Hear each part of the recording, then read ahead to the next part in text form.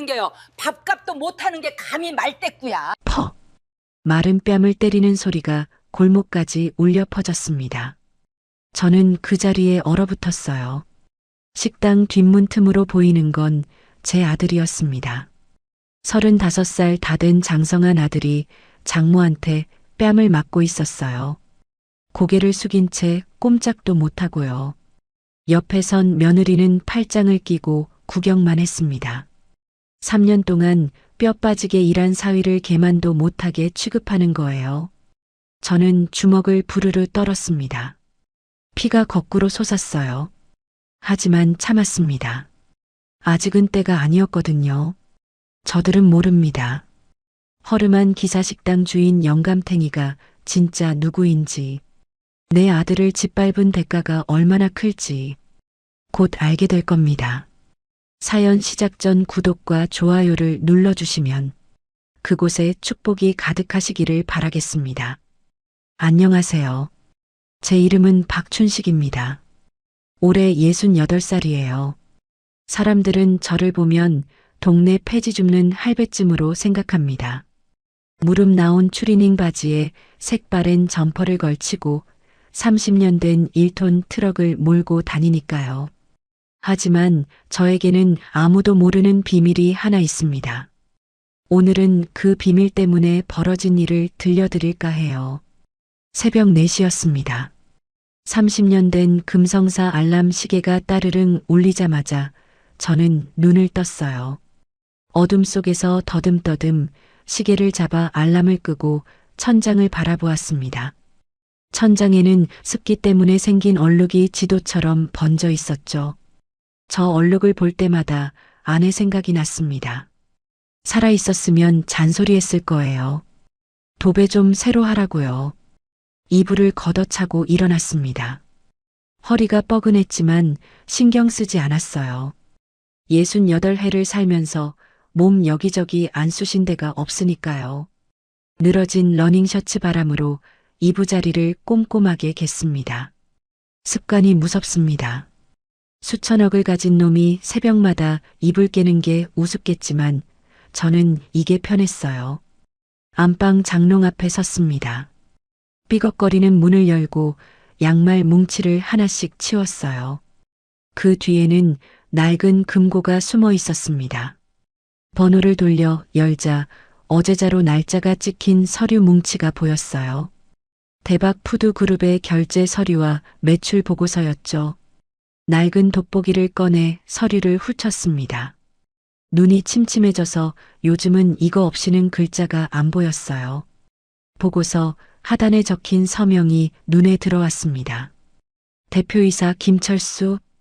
저는 입꼬리를 실룩거렸습니다. 철수 이 녀석, 이번 분기 영업이익은 좀 아쉽구먼. 혼잣말을 중얼거리며 서류를 금고에 집어넣었습니다. 세상 사람들은 대박푸드 회장이 김철수인 줄 압니다. 하지만 그건 월급쟁이 사장이고 주식 100%를 가진 진짜 주인은 접니다. 박춘식? 이름도 촌스럽고 행색도 남루한 이 노인네가 말이죠. 돈이 있다고 알려지면 온갖 파리떼가 달라붙습니다. 저는 그게 싫어서 이렇게 숨어 살았어요. 옷을 주섬주섬 챙겨 입었습니다. 무릎이 나온 추리닝 바지에 색이 바랜 점퍼를 걸쳤어요. 거울에 비친 제 모습은 영락없이 동네 허름한 할배였습니다. 저는 그 모습을 보며 피식 웃었어요. 껍데기만 보고 판단하는 세상이 우습기도 하고 한편으로는 씁쓸하기도 했죠. 마당에 세워둔 트럭 앞에 섰습니다. 봉봉이라고 이름 붙인 이 녀석은 저와 20년을 함께한 동지였어요. 차체 여기저기 찌그러지고 녹이 슬었지만 엔진만큼은 아직 쌩쌩했습니다. 저와 닮았다고 할까요? 운전석에 올라 시동을 걸었습니다. 켈록, 켈록. 한 번에 안 걸렸어요. 세 번째 시도에야 드르륵 엔진이 돌아갔습니다. 차가운 핸들을 잡으니 손가락 끝이 시렸어요. 히터는 진작에 고장났지만 고칠 생각이 없었습니다. 추위쯤이야 버틸 수 있으니까요. 라디오를 틀자 아나운서 목소리가 흘러나왔어요. 경기 침체가 장기화되면서 자영업자들의 폐업이 늘어나고 있습니다. 저는 혀를 찼습니다. 경기가 안 좋으면 기사님들이 밥심으로 버텨야 하는데 마음이 무거웠어요. 은행에 먼저 들르기로 했습니다. 식당 재료비로 쓸 현금을 찾아야 했거든요. 도심으로 접어들자 높은 빌딩들이 양옆으로 늘어섰습니다. 그 사이로 제 낡은 트럭이 지나가는 모습이 꼭 개미 같았어요. 은행 주차장에 트럭을 세우니 주차 요원이 인상을 찌푸렸습니다. 신경 쓰지 않고 차에서 내렸어요. 낡은 슬리퍼가 바닥에 찰싹 소리를 냈습니다. 은행 문을 열고 들어서려는데 청원경찰이 앞을 막아섰습니다. 26쯤 돼 보이는 젊은 친구였어요. 콧배기에 여드름이 송송 나 있었습니다. 저를 위아래로 훑어보더니 미간을 찌푸렸어요. 어르신, 여기 잠자리 아닙니다. 저쪽 공원으로 가세요. 노숙자로 본 겁니다. 저는 어이가 없어서 피식 웃음이 나왔어요. 내 꼴이 그렇게 보이니 그럴만도 하다고 생각했죠. 아니, 나 여기 거래하는 사람이야. 청원경찰은 믿지 않았습니다. 오히려 목소리를 높였어요. 거래요? 장난치지 마시고 경찰 부르기 전에 나가세요. 그 순간이었습니다. 은행 안쪽에서 다급한 발소리가 들려왔어요. 버선발이 아닐까 싶을 정도로 급했죠. 지점장이 헐레벌떡 달려왔습니다. 40대 중반쯤 돼 보이는 그의 얼굴이 하얗게 질려 있었어요. 청원경찰을 밀치며 입을 벌렸습니다. 회장님, 저는 번개처럼 손을 뻗어 그의 입을 막았습니다. 검지를 입술에 갖다 대며 속삭였어요. 쉿, 조용히 해. 나 그냥 동네 할배야. 지점장 눈이 휘둥그레졌지만 곧 고개를 끄덕였습니다. 눈치 빠른 친구였죠. 저는 그에게 윙크를 날렸어요. 청원경찰은 상황 파악이 안 된 채 멍하니 서 있었습니다. 아까와는 180도 다른 분위기에 당황한 게 역력했죠. 지점장이 VVIP 룸으로 안내하려 했습니다. 고급 원두커피가 준비된 그곳 말이에요. 하지만 저는 손을 저었습니다. 됐어. 나 그냥 로비에서 믹스커피 마실 거야. 자판기 앞으로 가서 동전을 넣고 버튼을 눌렀습니다. 드르륵 소리와 함께 종이컵에 커피가 채워졌어요. 저는 그 커피를 들고 로비 소파에 털썩 앉았습니다. 이 지점 자판기는 물 조절이 황금 비율이야. 혼잣말을 하며 커피를 음미했습니다. 지점장은 멀찍이서 안절부절 못하며 저를 지켜보고 있었어요. 하지만 저는 모른 척했습니다.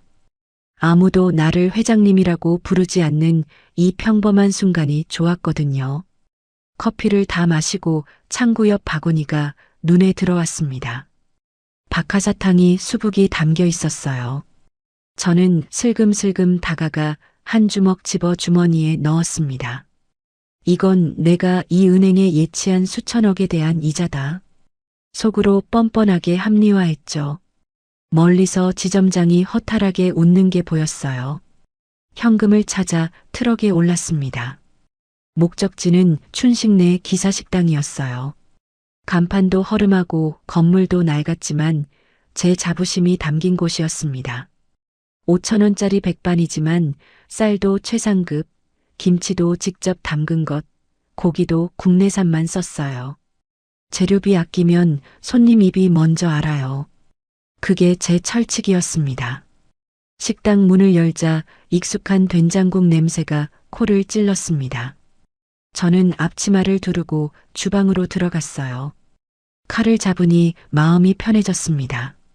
물을 썰고 파를 다듬고 육수간을 보는 동안 잡생각이 사라졌어요. 요리할 때만큼은 회장님이 아니라 그냥 요리사 박춘식이었습니다. 점심 피크 타임이 되자 손님들로 북적였습니다. 대부분 인근 공장이나 시장에서 일하는 분들이었어요. 고된 하루를 보내고 5,000원짜리 백반 한 그릇에 위안을 얻는 분들이었죠. 저는 묵묵히 밥을 푸고 국을 끓였습니다. 그런데 한 손님이 밥을 반 공기나 남겼어요. 저는 참을 수가 없었습니다. 주방에서 나와 그 손님 앞에 섰어요. 이봐요, 젊은이. 쌀 한 톨에 농부의 땀방울이 88개야. 호통을 쳤습니다. 손님이 움찔했지만 결국 밥을 싹싹 비웠어요. 욕쟁이 할아버지라고 불려도 상관없었습니다. 음식을 남기는 건 제게 있어서 용서할 수 없는 일이었거든요. 점심이 끝나고 주방 보조가 팔을 서툴게 썰고 있었습니다. 칼질이 영 아니었어요. 그 모습을 보다가 문득 가슴이 아려왔습니다. 아들 민호 생각이 났거든요. 녀석이 어릴 때 고사리 손으로 팔을 다듬던 모습이 눈앞에 아른거렸어요. 아빠, 나도 아빠처럼 훌륭한 요리사가 될래요. 그때 민호가 했던 말이 귓가에 맴돌았습니다. 저는 녀석을 강하게 키우고 싶었어요. 밑바닥부터 배워야 진짜 요리사가 된다고 가르쳤습니다. 그래서 제 정체도 숨겼죠. 민호는 아직도 제가 그냥 가난한 기사식당 주인인 줄 압니다. 그런데 요즘 들려오는 소식이 영 좋지 않았어요. 회장님, 아드님 요즘 많이 힘드시다던데요? 단골 택시기사가 밥을 먹으며 넌지시 말을 꺼냈습니다. 수저를 내려놓고 저를 바라보았어요. 강남 한정식집에서 완전 머슴처럼 일한다면서요? 처가살이가 장난 아니래요. 가슴이 철렁했습니다. 숟가락을 든 손이 멈췄어요. 하지만 내색하지 않았습니다. 남의 집일 신경 꺼. 소리를 질렀지만 속으로는 가슴이 타들어갔어요. 내가 민호를 너무 험한 길로 내몬 건 아닐까? 자책감이 밀려왔습니다. 아들을 강하게 키운다고 했지만 혹시 험한 세상에 맨몸으로 내던진 건 아닐까 싶었어요. 오후에 스마트폰을 꺼내 며느리 지수의 인스타그램을 봤습니다. 돋보기를 쓰고 화면을 들여다보았어요. 명품 가방 언박싱, 고급 레스토랑 사진은 가득한데 남편인 민호 사진은 단 한 장도 없었습니다. 씁쓸함과 의구심이 피어올랐어요. 대체 저 집에서 무슨 일이 벌어지고 있는 걸까요? 불안한 마음에 화면을 껐습니다. 저녁이 되어 식당 앞에서 트럭을 닫고 있었습니다. 석양이 지고 하늘이 붉게 물들었어요. 걸레질을 하며 혼잣말이 나왔습니다.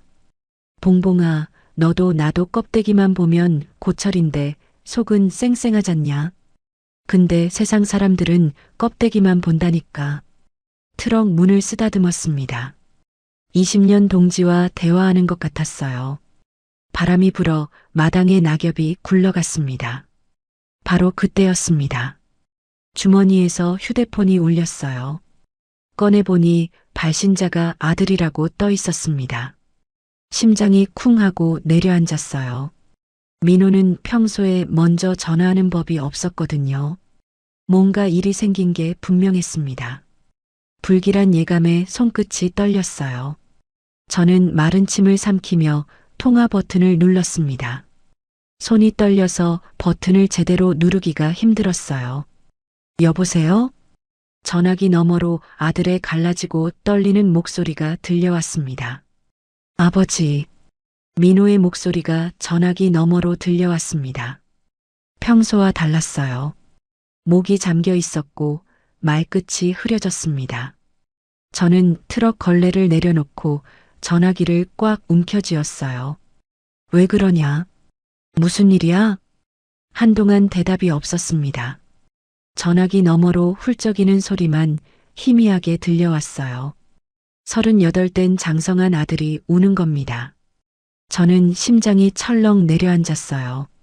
다리에 힘이 풀려서 트럭 범퍼에 주저앉았습니다. 민호야, 대체 무슨 일이냐고. 목소리가 저도 모르게 커졌어요. 그제야 민호가 입을 열었습니다. 아버지, 저 쫓겨났어요. 뭐라고? 귀를 의심했습니다. 쫓겨났다니요. 민호는 3년 전에 결혼해서 처가 식구들과 함께 살고 있었어요. 장인어른이 강남에서 고급 한정식집을 운영하는데 민호가 거기서 주방장으로 일하고 있었죠. 장모님이 짐 싸서 나가래요. 지수도 아무 말 안 하고요. 민호의 목소리가 떨렸습니다. 저는 이를 악물었어요. 주먹이 저절로 쥐어졌습니다. 지금 어디야? 강남역 근처 공원이요. 갈 데가 없어서. 공원이라니요. 밤바람이 차가운데 38 먹은 아들이 공원 벤치에 앉아 있다니. 저는 벌떡 일어났습니다. 무릎이 욱신거렸지만 신경 쓸 겨를이 없었어요. 거기서 꼼짝 말고 기다려. 내가 간다. 전화를 끊고 트럭에 올라탔습니다. 시동을 걸자 켈록켈록 기침을 하더니 엔진이 돌아갔어요. 저는 핸들을 꽉 잡고 도로로 나섰습니다.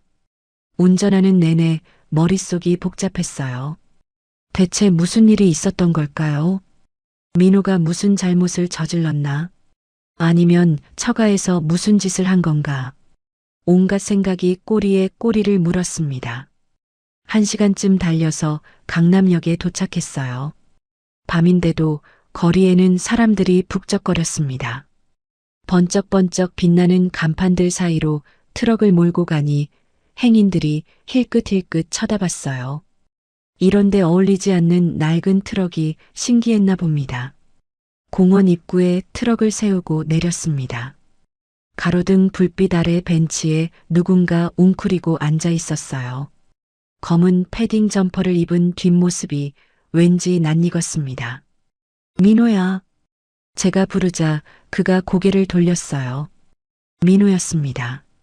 하지만 제가 아는 민호가 아니었어요. 눈 밑에 검은 그림자가 내려앉아 있었고 광대뼈가 툭 튀어나와 있었습니다. 볼이 쏙 들어가서 얼굴이 해골 같았어요. 3년 전 결혼식 날 당당하게 웃던 그 얼굴이 맞나 싶을 정도였습니다. 아버지. 민호가 일어서다가 비틀거렸습니다. 저는 달려가서 녀석을 붙잡았어요.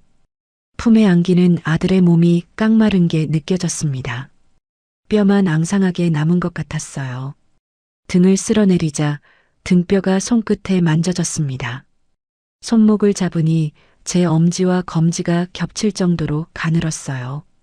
이게 무슨 꼴이냐? 밥은 제대로 먹고 다닌 거야? 민호는 대답 대신 고개를 떨궜습니다. 저는 가슴이 미어졌어요. 내 아들이 이 지경이 되도록 난 뭘 했나? 자책감이 밀려왔습니다. 벤치에 나란히 앉았어요. 가로등 불빛이 민호의 얼굴을 비쳤습니다. 볼에 검은 멍 자국이 있었어요. 저는 그걸 보고 심장이 철렁했습니다. 그 멍은 뭐냐? 아, 장모님이 국자로. 민호는 말끝을 흐렸습니다. 저는 이를 악물었어요. 폭력까지 당한 겁니다. 민호는 한참 동안 말이 없었습니다. 저도 재촉하지 않았어요. 아들이 입을 열 때까지 기다렸습니다. 처음에는 괜찮았어요. 민호가 천천히 말을 시작했습니다. 목소리가 잠겨 있었어요. 지수도 저한테 잘해줬고 장인어른도 요리 잘한다고 칭찬해 주셨어요. 근데 결혼하고 3개월쯤 지나니까 달라지더라고요. 뭐가 달라졌는데? 장모님이 저를 종처럼 부리기 시작했어요. 민호의 입술이 파르르 떨렸습니다. 주먹을 꽉 쥐고 있었어요. 새벽 5시에 일어나서 식당 청소하고 밤 11시까지 주방에서 일했어요. 쉬는 날도 없었고요. 월급도 안 줬어요. 식구니까 당연히 해야 한다면서요.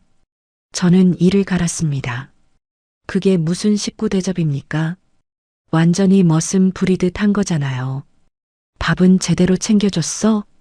직원들 먹다 남은 반찬이랑 밥이요. 손님 상에 올리던 음식은 절대 못 먹게 했어요. 그건 돈 되는 거라면서요. 저는 눈앞이 아찔했습니다. 사위가 만든 음식을 사위한테는 못 먹게 하다니요. 짐승도 그렇게는 안 부립니다. 지수는 뭐라던? 처음에는 미안하다고 했어요. 근데 나중에는 엄마 편만 들더라고요. 제가 투정 부린다고 남자가 고생도 못 참느냐고. 민호의 눈에 눈물이 고였습니다. 저는 차마 더 묻지 못했어요. 아들의 어깨가 들썩거렸습니다. 오늘 장모님한테 월급 달라고 했어요.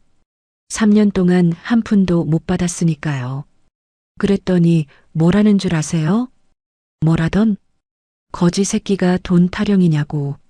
내 아버지가 가난뱅이라서 너도 그 모양이냐고요. 저는 눈앞이 캄캄해졌습니다. 주먹이 부들부들 떨렸어요. 분노가 치밀어 올랐습니다. 그래서 저도 화가 나서 따졌어요. 그랬더니 장모님이 행주를 제 얼굴에 집어던지면서 당장 꺼지래요.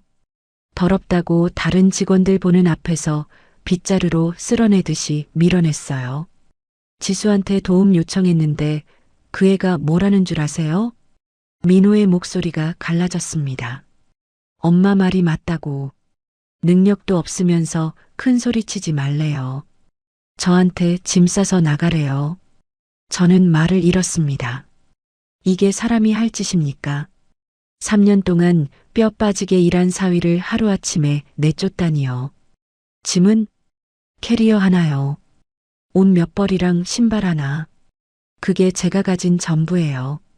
민호가 발밑에 놓인 낡은 캐리어를 가리켰습니다. 저는 그 캐리어를 보며 눈시울이 뜨거워졌어요. 3년 동안 주방에서 죽어라 일한 대가가 고작 캐리어 하나라니요. 식당에서 번 돈은 다 지수 통장으로 들어갔어요. 장모님이 그렇게 하래서 저는 한숨을 내쉬었습니다. 이건 완전히 사기당한 거나 마찬가지였어요. 내 아들이 3년 동안 공짜로 부려먹히고 쫓겨난 겁니다. 밥은 언제 먹었어? 어제 점심이요. 저는 벌떡 일어났습니다. 민호의 손을 잡아 끌었어요. 가자. 일단 밥부터 먹어야지. 트럭에 민호를 태우고 근처 국밥집을 찾았습니다. 허름한 24시간 식당이었어요. 간판 글씨가 반쯤 벗겨져 있었고 형광등이 지직거렸습니다. 저는 뚝배기 설렁탕 2그릇을 시켰어요. 민호는 설렁탕이 나오자마자 허겁지겁 먹기 시작했어요. 밥을 말아서 후루룩 들이켰습니다. 국물 한 방울 안 남기고 비웠어요. 숟가락을 든 손이 덜덜 떨렸습니다. 얼마나 굶었으면 저러나 싶어서 가슴이 아팠어요. 저는 내 그릇도 민호 앞으로 밀었습니다. 아버지는요? 아까 저녁 먹었어. 너나 더 먹어. 거짓말이었어요. 저도 점심 이후로 아무것도 못 먹었습니다. 하지만 괜찮았어요. 아들 밥 먹는 모습 보는 것만으로도 배가 불렀거든요. 더 시킬까? 아니요, 됐어요. 민호는 고개를 저었지만 저는 무시하고 밥 한 공기를 더 시켰어요. 녀석은 그것도 싹싹 비웠습니다. 식당을 나와 트럭에 올라탔어요. 저는 시동을 걸지 않고 한참을 앉아 있었습니다. 민호가 조심스럽게 물었어요. 아버지, 저 어떡하죠? 저는 민호를 바라보았습니다. 3년 전 결혼할 때만 해도 패기 넘치던 녀석이 지금은 완전히 풀 죽어 있었어요.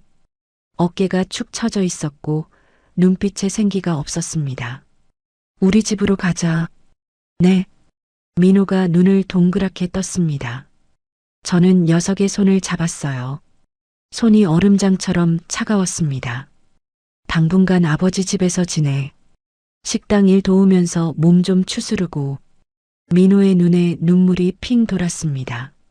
아버지, 저 정말 죄송해요. 아버지한테 폐만 끼치고. 무슨 소리야? 아버지가 아들 돌보는 게 당연한 거지. 저는 민호의 어깨를 토닥였어요. 녀석의 어깨가 미세하게 떨렸습니다. 고마워요, 아버지. 민호가 고개를 숙였습니다. 저는 시동을 걸고 집으로 향했어요. 밤하늘에 별이 총총했습니다.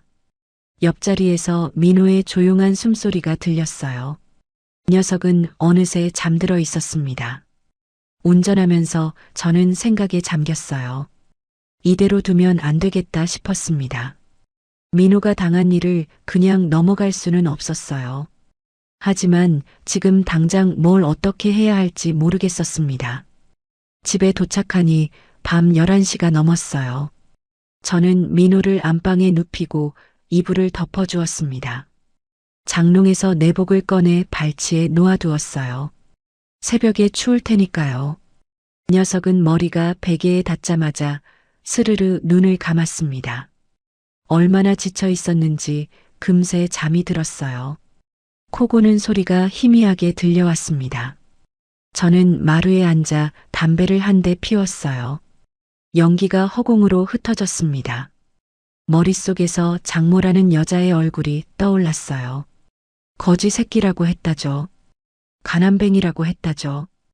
행주를 던지고 빗자루로 쓸어냈다죠. 저는 주먹을 불끈 쥐었습니다. 손등에 핏줄이 붉어졌어요. 두고 보자. 저는 중얼거렸습니다. 아직은 때가 아니었어요. 하지만 반드시 갚아줄 겁니다. 내 아들을 그렇게 만든 대가를 치르게 해줄 거예요.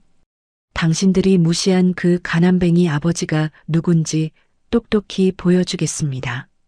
밤하늘의 달이 구름 사이로 밝게 얼굴을 내밀었습니다. 저는 그 달을 바라보며 주먹을 꽉 쥐었어요. 68평생 이렇게 분노해 본 적이 없었습니다. 숨겨왔던 정체를 드러낼 때가 다가오고 있었어요. 다음 날 새벽이었습니다.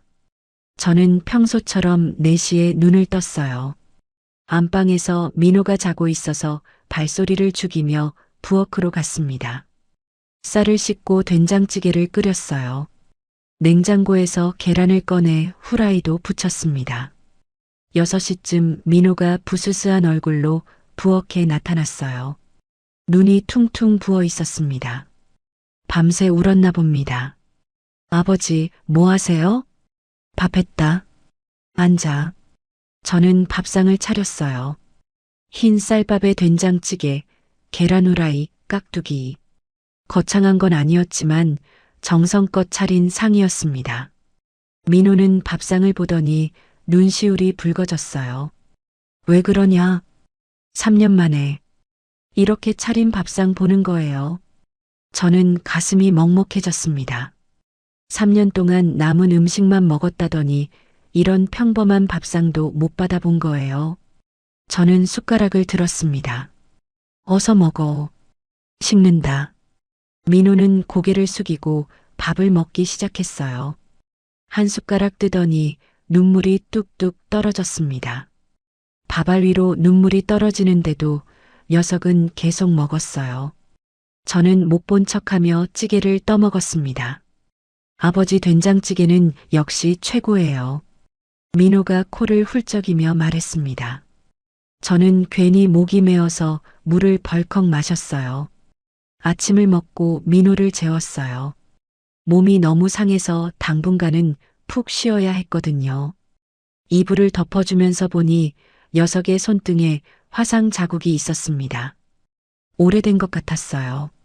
주방에서 일하다 데인 게 분명했습니다. 저는 이를 악물었어요. 대체 얼마나 혹사당한 거야. 저는 식당으로 향했습니다. 식당 문을 열자 주방 보조 영숙이가 먼저 와 있었어요.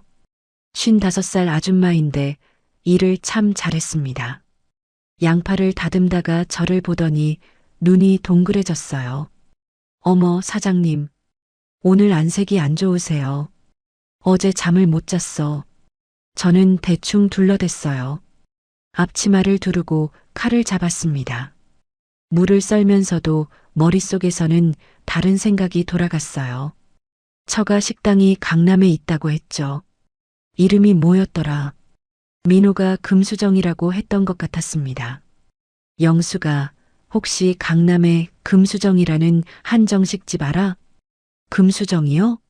아, 그 비싼데요. 코스 하나에 15만 원씩 한다던데요. 연예인들도 많이 온다고 하더라고요. 왜요? 15만 원이라니. 저는 속으로 이를 갈았어요. 그렇게 비싼 음식 팔면서 사위한테는 남은 밥만 줬다니요.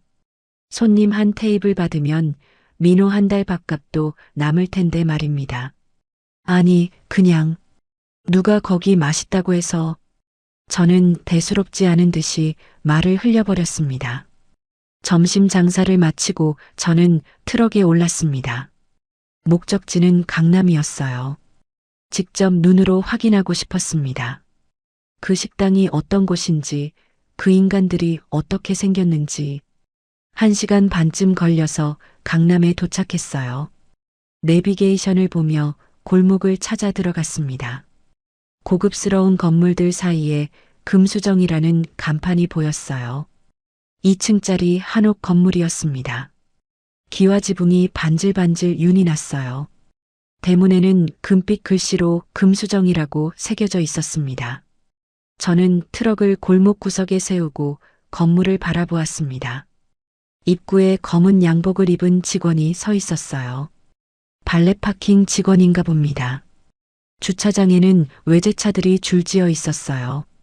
벤츠, 포르쉐, 제네시스. 전부 억대를 넘는 차들이었습니다. 내 아들은 저 안에서 남은 밥을 먹으며 일했어요. 속이 부글부글 끓어올랐습니다. 바로 그때였습니다. 식당 문이 열리더니 중년 여자가 나왔어요. 머리를 단정하게 올려 묶었고 명품 가방을 들고 있었습니다.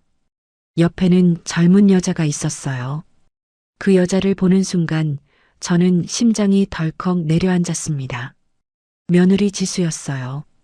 저는 얼른 고개를 숙였습니다. 들키면 안 됐거든요. 모자를 푹 눌렀었어요. 유리창 너머로 그들을 지켜보았습니다.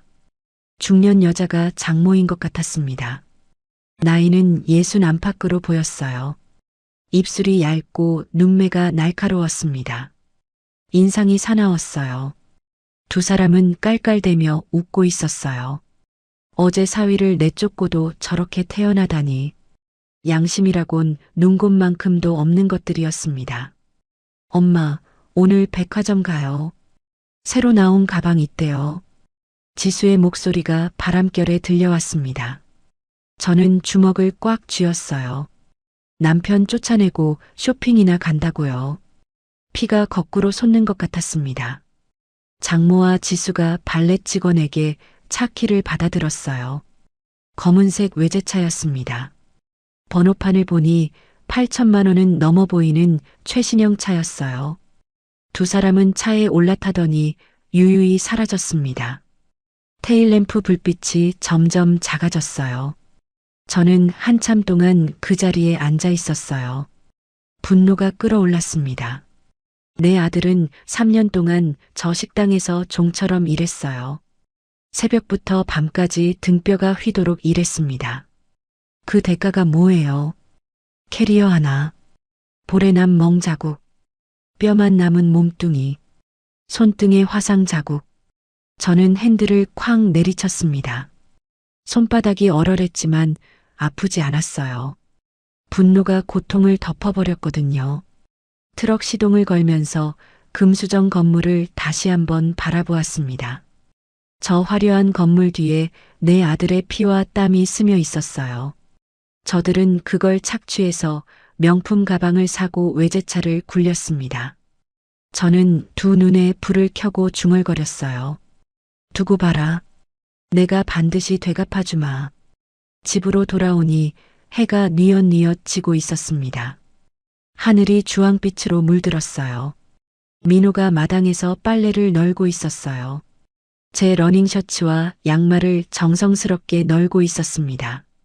녀석의 움직임이 어딘가 서툴렀어요. 3년 동안 주방 일만 해서 살림은 익숙하지 않은가 봅니다. 제가 차에서 내리자 녀석이 달려왔습니다.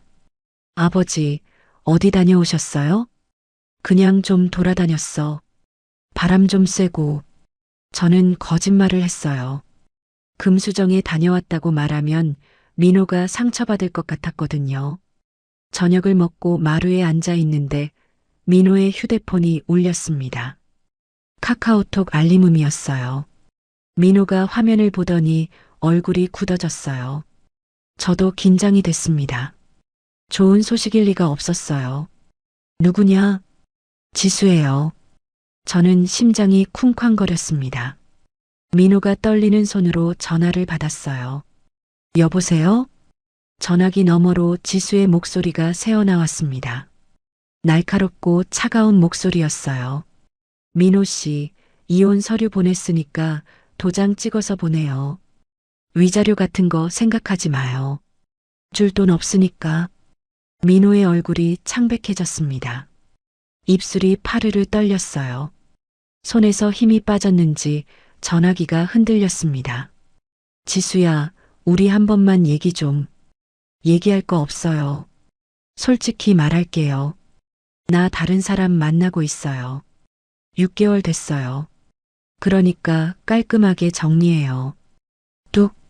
전화가 끊겼습니다. 민호는 전화기를 든 채 얼어붙어 있었어요. 눈에서 눈물이 주르륵 흘러내렸습니다. 입술을 깨물어서 피가 비쳤어요. 다른 사람이 있대요. 6개월이나 됐대요. 3년 동안 저만 바보였어요. 민호가 무릎을 꿇고 주저앉았습니다. 어깨가 들썩거렸어요. 주먹으로 마루바닥을 쾅쾅 내리쳤습니다.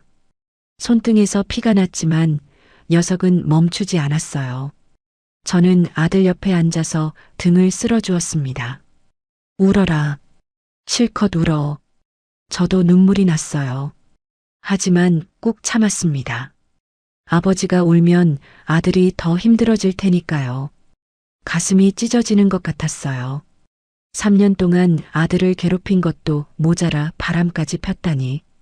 인간이 어떻게 저럴 수가 있습니까? 저는 그날 밤 결심했습니다. 더 이상 지켜보고만 있을 수 없었어요. 내 아들을 저렇게 만든 자들에게 반드시 대가를 치르게 해주겠다고요. 68평생 숨겨왔던 정체를 드러낼 때가 온 겁니다. 민호가 잠든 후 저는 장롱 뒤 금고를 열었습니다. 서류 뭉치를 꺼내 훑어보았어요. 대박푸드그룹의 재무제표, 계열사 명단, 부동산 목록, 수천억 원의 자산이 거기 적혀 있었습니다. 서류를 넘기는 손이 떨렸어요. 분노 때문이 아니었습니다. 드디어 이 힘을 쓸 때가 왔다는 긴장감이었어요. 저는 서류를 내려다보며 중얼거렸어요. 금수정이라. 한정식 집이면 식자재 납품이 있겠지. 대박푸드그룹 산하에는 식자재 유통회사가 있었습니다. 전국 고급 식당 수백 곳에 재료를 납품하는 곳이었어요. 업계에서는 1위 업체였습니다. 혹시 금수정도 거기서 납품받고 있지 않을까? 만약 그렇다면 일이 쉬워지겠죠. 저는 휴대폰을 꺼내 비서실에 문자를 보냈습니다. 평소에는 절대 연락 안 하는 번호였어요. 금수정 한정식 납품 현황 확인해서 내일 아침까지 보고해라. 비서실 번호로 문자를 보냈습니다. 평소에는 절대 연락 안 하는 번호였어요. 30년 가까이 사업을 하면서 직접 지시를 내린 적이 손에 꼽을 정도였습니다. 답장이 바로 왔습니다. 알겠습니다, 회장님. 저는 휴대폰을 내려놓고 창밖을 바라보았어요. 달이 밝았습니다. 이제 시작이었어요. 당신들이 무시하고 짓밟은 그 가난뱅이 시아버지가 누구인지 똑똑히 보여주겠습니다. 금수정 한정식. 그 화려한 간판이 무너지는 모습을 보게 해주겠어요. 민호의 방에서 희미한 울음소리가 들려왔어요. 저는 주먹을 꽉 쥐었습니다. 손등에 핏줄이 불끈 솟았어요. 아들아, 조금만 기다려라. 아버지가 반드시 내 안을 풀어주마. 저는 중얼거리며 서류를 금고에 다시 넣었습니다. 금고 문을 닫는 손이 단단했어요. 더 이상 숨어 살지 않겠습니다. 내 아들을 위해서라면 세상의 모습을 드러낼 각오가 되어 있었어요. 복수의 서막이 오르고 있었습니다. 다음 날 아침 7시였습니다. 휴대폰이 울렸어요. 비서실에서 온 문자였습니다. 회장님, 금수정 한정식 납품 현황 확인했습니다. 저희 대박 유통에서 3년째 독점 납품 중입니다. 월 평균 납품액 4,500만 원. 한우, 전복, 활어 등 프리미엄 식자재 위주입니다. 계약 기간은 올해 말까지이며 대금 결제는 월말 정산입니다. 저는 입꼬리가 올라갔어요. 예상대로였습니다. 금수정은 우리 회사에서 재료를 받아 장사하고 있었어요. 그것도 3년이나요. 민호가 그 식당에서 일한 기간과 똑같았습니다. 내 아들이 피땀 흘려 일하는 동안 우리 회사 재료로 배를 불린 거예요. 아이러니하면서도 분통이 터졌습니다. 저는 바로 답장을 보냈어요. 오늘 중으로 금수정 납품 중단해라. 이유는 묻지 마라. 잠시 후 답장이 왔습니다. 알겠습니다. 바로 처리하겠습니다. 휴대폰을 내려놓으니 가슴이 후련했어요. 이게 시작이었습니다. 금수정 같은 고급 한정식 집은 신선한 재료가 생명이에요. 하루라도 납품이 끊기면 영업에 차질이 생깁니다. 특히 한우나 전복 같은 프리미엄 식자재는 아무 데서나 구할 수 없거든요. 우리 대박 유통이 품질 좋기로 유명해서 고급 식당들이 줄을 서는데 그걸 하루아침에 끊어버리면 어떻게 될까요? 생각만 해도 통쾌했습니다. 아침 식사를 준비하려고 부엌에 갔더니 민호가 먼저 와 있었어요. 눈이 충혈되어 있었지만 부엌을 정리하고 있었습니다. 싱크대를 닦고 그릇을 정돈하고 식탁을 깨끗이 닦아놨더라고요. 너 일찍 일어났네. 밥 차려드리려고요. 어제 아버지가 해주셨으니까 오늘은 제가요. 민호가 쌀을 씻고 있었어요. 손놀림이 능숙했습니다. 3년 동안 주방에서 일한 솜씨가 보였어요. 쌀을 씻는 손이 리듬감 있게 움직였습니다. 저는 옆에 서서 지켜보았습니다. 녀석의 등이 조금 펴진 것 같았어요. 민호야, 오늘부터 식당 나와라. 네. 민호가 눈을 동그랗게 떴어요.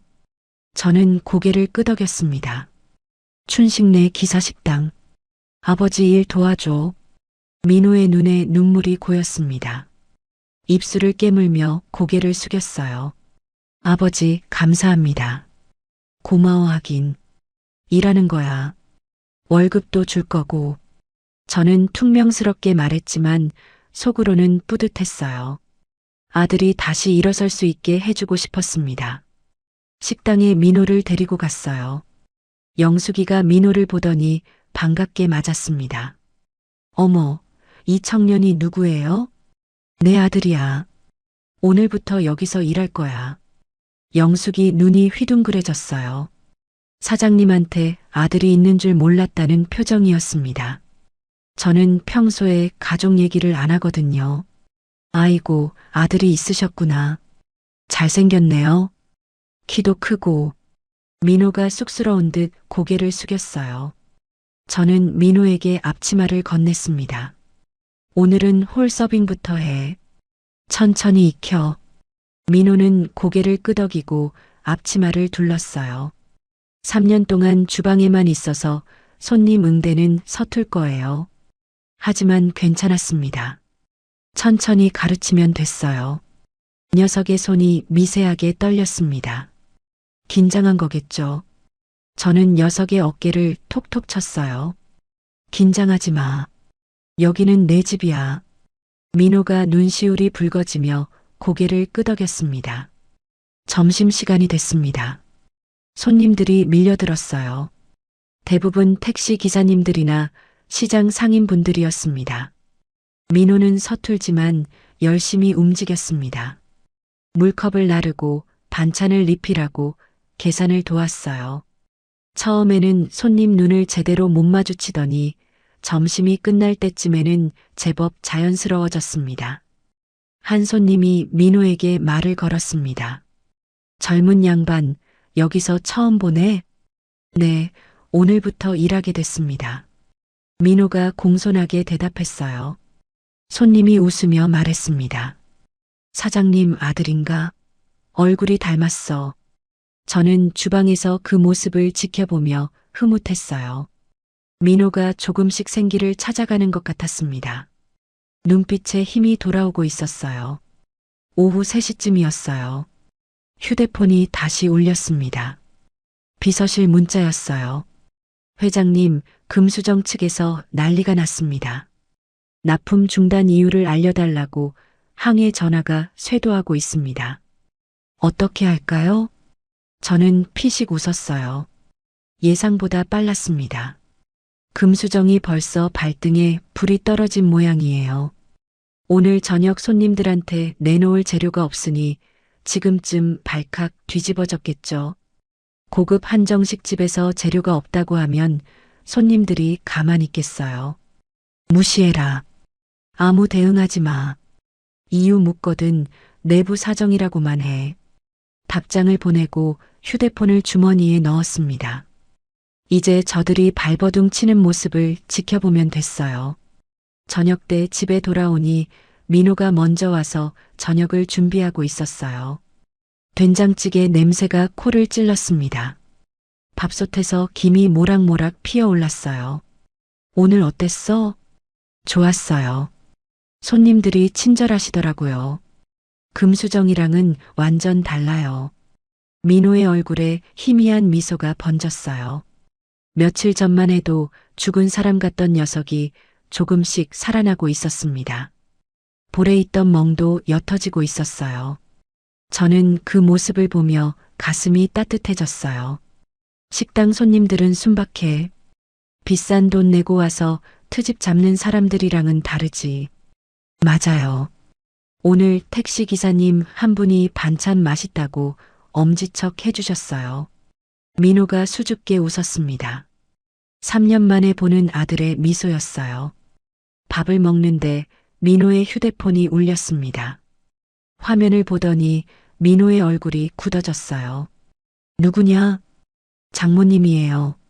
저는 긴장했습니다. 장모라면 그 독한 여자 아닙니까? 민호가 떨리는 손으로 전화를 받았어요. 여보세요. 전화기 너머로 날카로운 목소리가 들려왔습니다. 박민호 씨, 당신 지금 뭐 하는 거야? 장모의 목소리였어요. 화가 잔뜩 난 목소리였습니다. 쉰 자국이 있는 쇳소리 같은 목소리가 전화기를 뚫고 나왔어요. 민호가 당황한 표정을 지었어요. 무슨 말씀이세요? 납품이 끊겼어. 갑자기 식자재가 안 들어온다고. 오늘 저녁 예약 손님 30명인데 한우가 없어. 전복도 없고. 당신 아버지가 뭔 짓 한 거야? 저는 속으로 웃음이 났어요. 벌써 의심을 하고 있군요. 하지만 저와 연결 지을 수는 없을 거예요. 세상 사람들은 제가 허름한 기사식당 주인인 줄 아니까요. 5,000원짜리 백반 파는 늙은이가 대박 유통 회장일 거라고는 꿈에도 생각 못 하겠죠. 민호가 어리둥절한 표정으로 대답했습니다. 저희 아버지가요? 무슨 소리세요? 저희 아버지는 작은 식당 하시는데 그런 힘이 어디 있어요? 거짓말하지 마. 분명 당신들이 뭔가 꾸민 거야. 전화기 너머로 장모가 악을 썼어요. 저는 슬쩍 손을 내밀어 민호에게서 전화기를 받았습니다. 여보세요. 박민호 아버지입니다. 당신이 뭔 짓을 한 거야? 어디서 이런 수작을. 무슨 말씀인지 모르겠네요. 저는 그냥 5,000원짜리 백반 파는 사람입니다. 무슨 납품이요? 저는 침착하게 말했어요. 목소리에 아무런 감정도 담지 않았습니다. 장모가 잠시 말을 멈췄어요. 뭔가 이상하다고 느끼는 것 같았습니다. 하지만 확신이 없는 눈치였어요. 허름한 식당 주인이 대기업 회장일 리가 없으니까요. 당신들 두고 봐. 가만 안 둘 거야. 뚝. 전화가 끊겼습니다. 저는 휴대폰을 민호에게 돌려주며 말했어요. 신경 쓰지 마. 저런 인간들 상대할 가치도 없어. 민호가 고개를 끄덕였지만 얼굴이 어두웠어요. 아직 상처가 깊은 거겠죠. 저는 녀석의 어깨를 토닥였습니다. 밥 다 식겠다. 어서 먹자. 저는 일부러 밝게 말했어요. 민호가 고개를 끄덕이며 숟가락을 들었습니다. 그날 밤 저는 마루에 앉아 담배를 피웠어요. 연기가 허공에 흩어졌습니다. 첫 번째 수는 성공적이었어요. 금수정은 지금쯤 식자재 구하느라 난리가 났을 겁니다.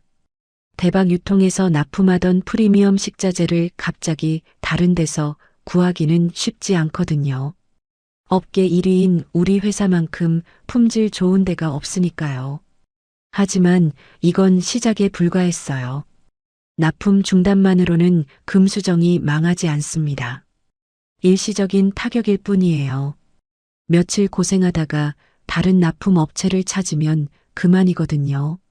저는 더 확실한 방법을 생각해야 했습니다. 뿌리째 뽑아버릴 방법을요. 휴대폰을 꺼내 비서실에 다시 문자를 보냈어요. 금수정 건물주가 누구인지 확인해라. 그리고 주변 상가 매물도 알아봐. 금수정 양옆 건물이랑 맞은편 건물 전부 다. 답장이 바로 왔습니다. 내일 아침까지 보고 드리겠습니다. 저는 휴대폰을 내려놓고 하늘을 바라보았어요. 별이 총총했습니다. 68평생 돈을 모으기만 했지 써본 적이 없었어요. 아내가 살아있을 때도 검소하게 살았습니다.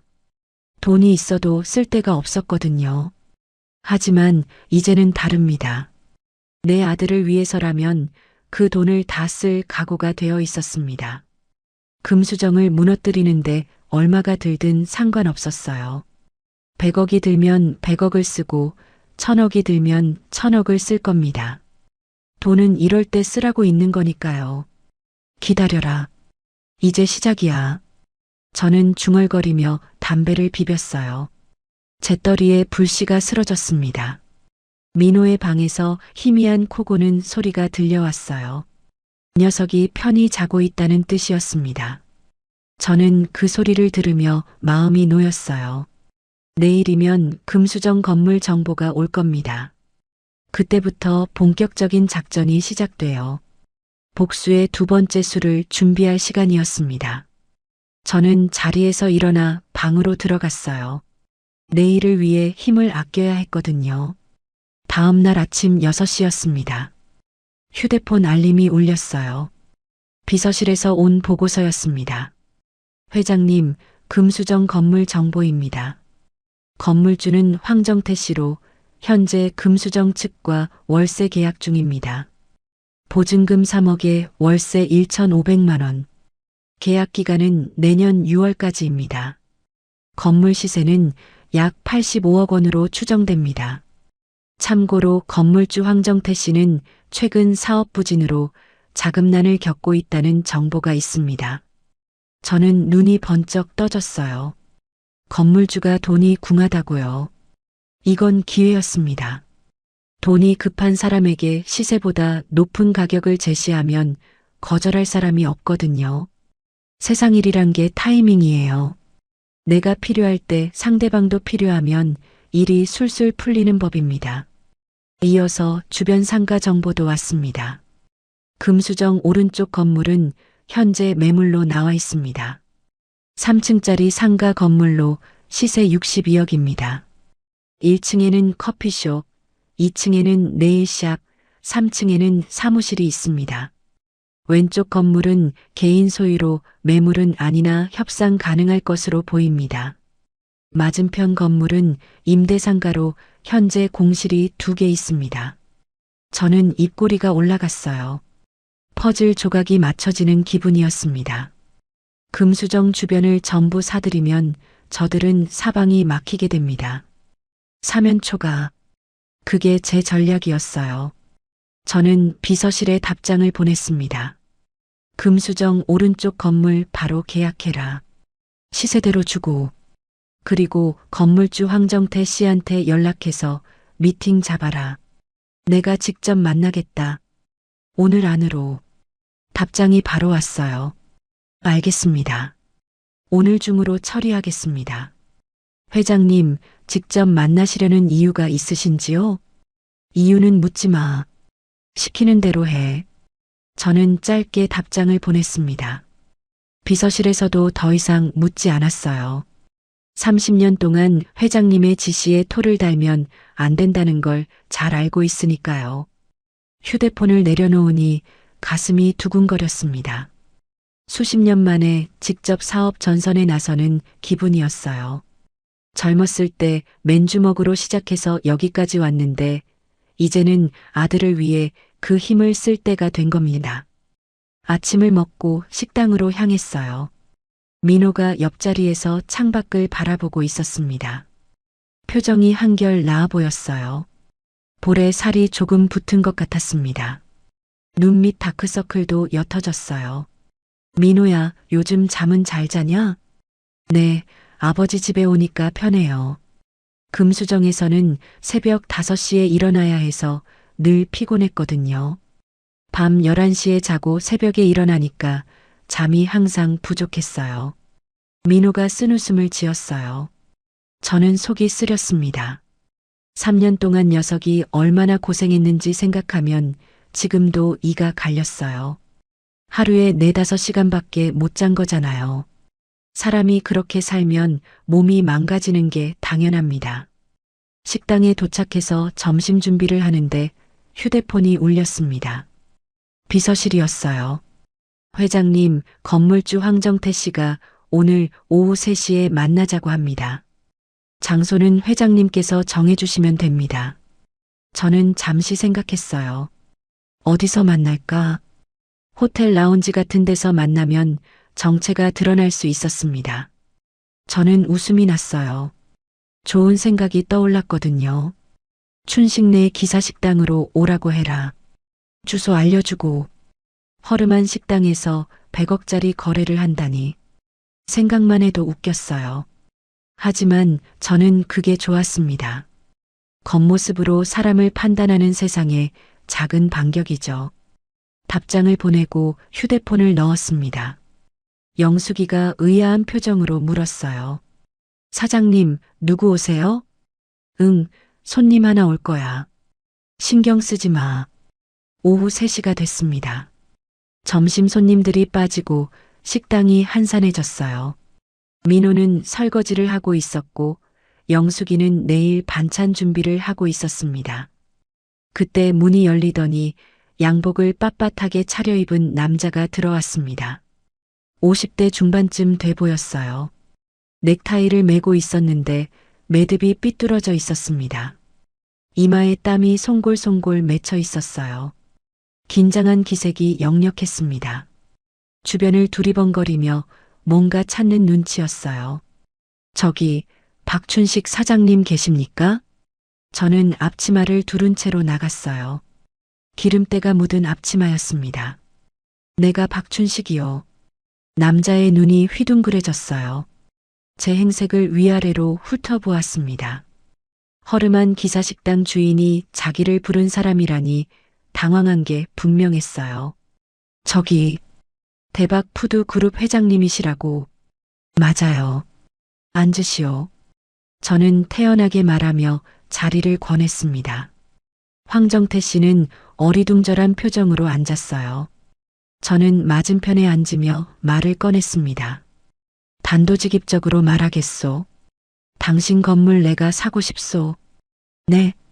황정태 씨 눈이 커졌어요. 저는 계속했습니다. 금수정이 들어있는 그 건물 말이요. 시세가 85억이라던데 내가 100억 주겠소. 황정태 씨 입이 딱 벌어졌어요.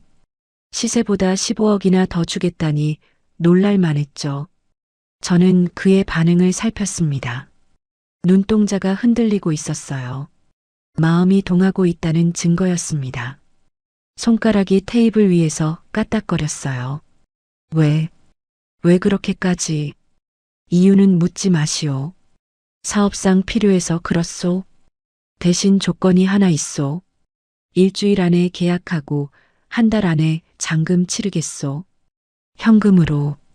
저는 현금이라는 단어에 힘을 주어 말했어요. 돈에 쪼들리는 사람한테 현금만큼 매력적인 단어는 없거든요. 황정태 씨 얼굴이 환해졌어요. 자금난에 시달리던 사람한테 현금 100억은 담비 같은 소식이었을 겁니다. 눈이 반짝 빛이 났어요. 그는 연신 고개를 끄덕였어요. 하겠습니다. 꼭 하겠습니다. 좋소. 세부사항은 내 비서실에서 연락할 거요. 저는 일어서며 악수를 청했습니다. 황정태 씨가 두 손으로 제 손을 덥석 잡았어요. 손바닥에 땀이 축축했습니다.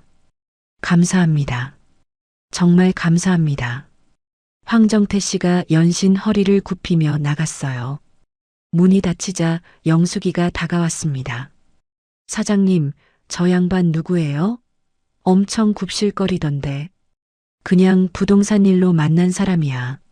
저는 대충 둘러댔어요. 영숙이는 고개를 갸웃거렸지만 더 묻지 않았습니다. 저는 그 뒷모습을 보며 씁쓸하게 웃었습니다. 돈이면 안 되는 게 없어요. 세상이 그렇게 돌아가는 겁니다. 100억이라는 숫자 앞에서 황정태 씨는 완전히 녹아버렸어요. 사람 마음이란 게 참 단순합니다. 저녁 때 집으로 돌아와 휴대폰을 확인했어요. 비서실에서 문자가 와 있었습니다. 회장님, 금수정 오른쪽 건물 계약 완료했습니다. 그리고 추가 정보가 있습니다. 금수정 사장 딸 한지수 씨가 만나고 있다는 남자 신원을 파악했습니다. 저는 눈이 번쩍 떠졌어요. 지수가 바람피운 상대가 누군지 알아낸 겁니다. 이어지는 문자를 읽었습니다. 상대는 강남의 유흥업소 사장 김태준 씨입니다. 38살. 이혼 경력 2번. 현재 채무가 7억 원 이상인 것으로 파악됩니다. 고급 외제차를 몰고 다니지만 리스 차량이고 살고 있는 아파트도 전세입니다. 저는 한숨이 나왔어요. 유흥업소 사장이라니. 그것도 빚더미에 앉은 허세 가득한 남자. 겉만 번지르르한 껍데기였어요. 지수가 민호를 버리고 그런 남자한테 간 겁니다. 3년 동안 성실하게 일한 민호 대신 빚쟁이 양아치를 선택하다니. 참으로 한심한 년이었어요. 하지만 이건 좋은 정보였습니다. 나중에 써먹을 때가 있을 거예요. 지수가 유흥업소 사장과 사귄다는 사실이 알려지면 금수정 이미지에도 타격이 갈 겁니다. 고급 한정식집 사장 딸이 유흥업소 양아치랑 바람 피웠다? 손님들이 어떻게 생각하겠어요? 저는 문자를 저장해 두었습니다.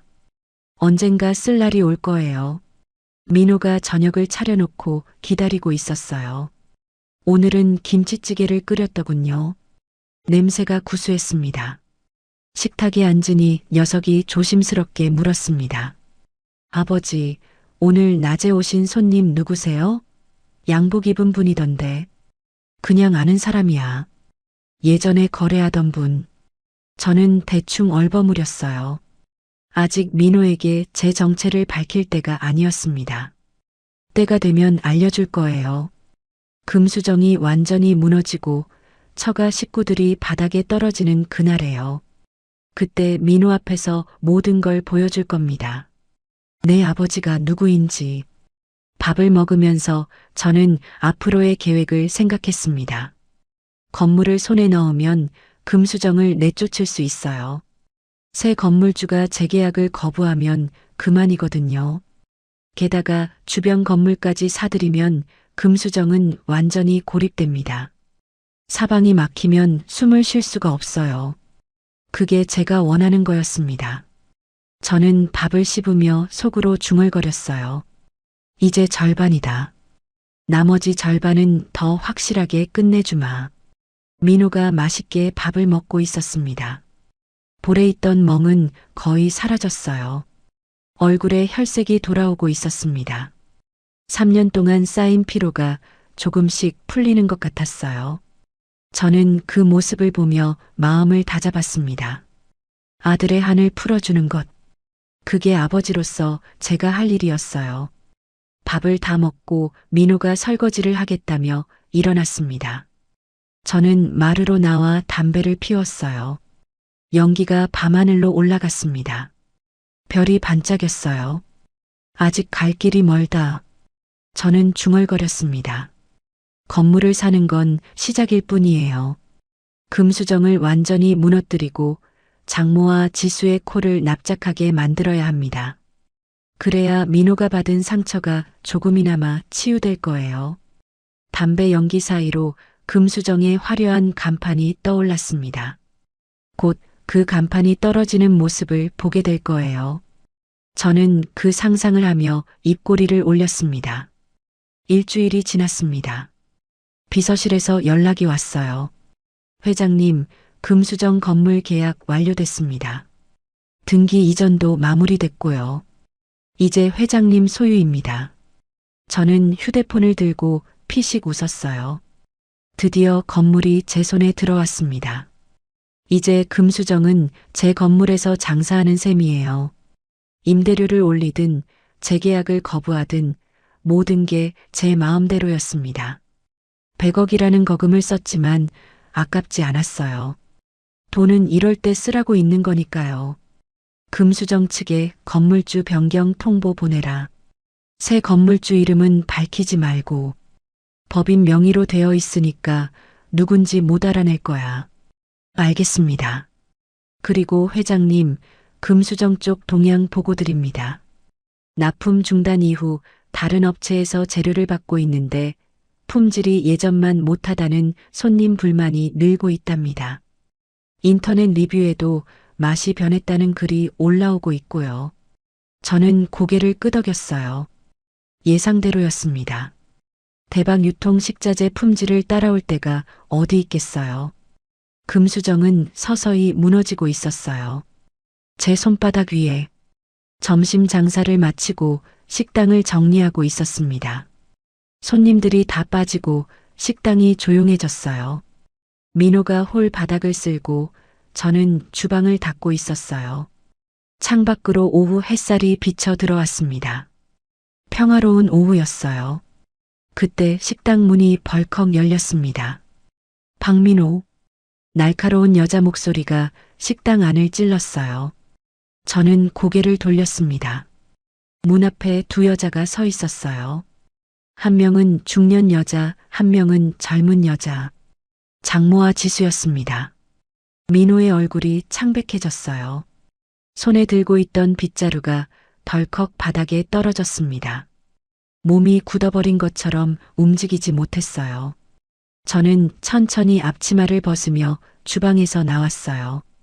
영숙이는 상황을 눈치채고 슬그머니 뒤쪽으로 물러났습니다. 장모가 민호를 향해 성큼성큼 다가왔습니다. 얼굴이 벌겋게 달아올라 있었어요. 눈이 충혈돼서 핏발이 서 있었습니다. 머리카락이 흐트러져 있는 게 급하게 달려온 게 분명했어요. 명품 가방을 어깨에 걸치고 있었는데 그 모습이 어딘가 초라해 보였습니다. 당신이 뭔 짓을 한 거야? 건물주가 바뀌었다며. 민호가 어리둥절한 표정을 지었어요. 당연하죠. 녀석은 아무것도 모르니까요. 무슨 소리세요?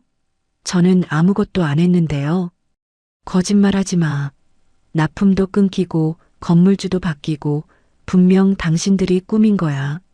갑자기 모든 일이 한꺼번에 터지는 게 우연이겠어?